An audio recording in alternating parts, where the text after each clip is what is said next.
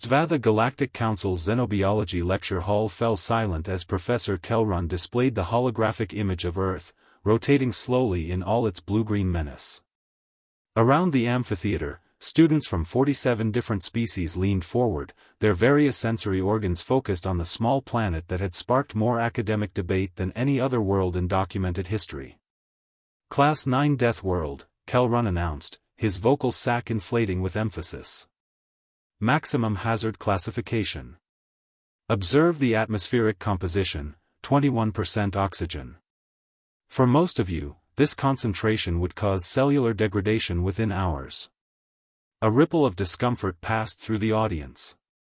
In the back row, Ambassador James Rivera sat quietly, his weathered hands folded on the desk.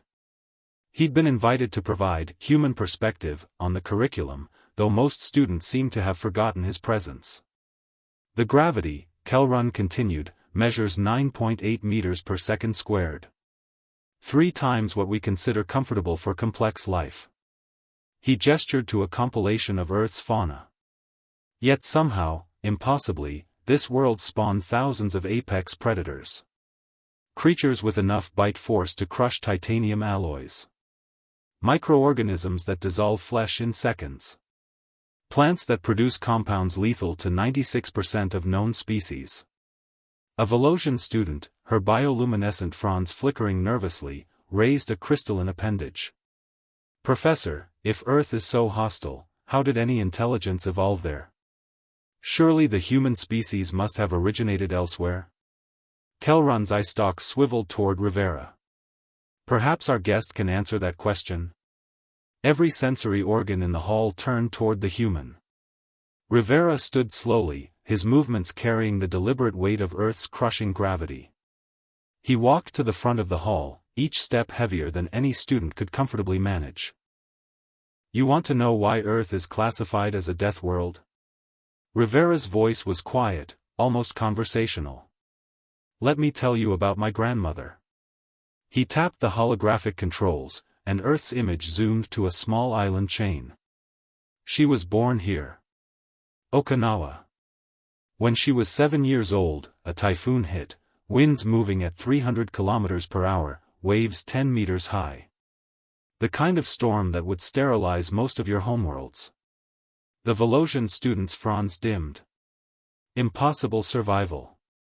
She survived by tying herself to a tree for 16 hours, Rivera continued. When she was 12, an earthquake measuring 7.8 collapsed her school. She dug herself out with bleeding hands. At 19, a tsunami took her entire village. She learned to swim in the debris, found 7 other survivors, kept them alive for 3 days on nothing but rainwater and hope. He paused, letting the silence stretch. She lived to be 93 years old. Died peacefully in her sleep, surrounded by 4 generations of descendants. Professor Kelrun's vocal sac deflated slightly. Remarkable fortitude, certainly, but... You think she was remarkable? Rivera's laugh was bitter. She was ordinary.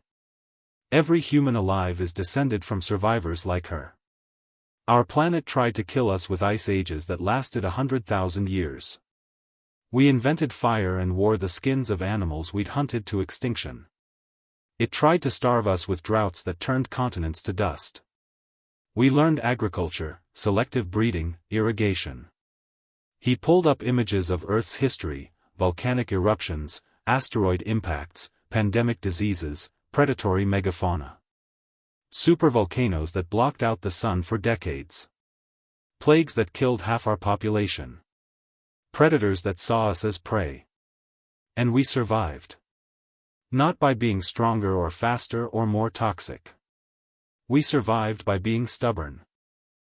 A Zinthari student, its mathematical consciousness flickering through the data, interjected.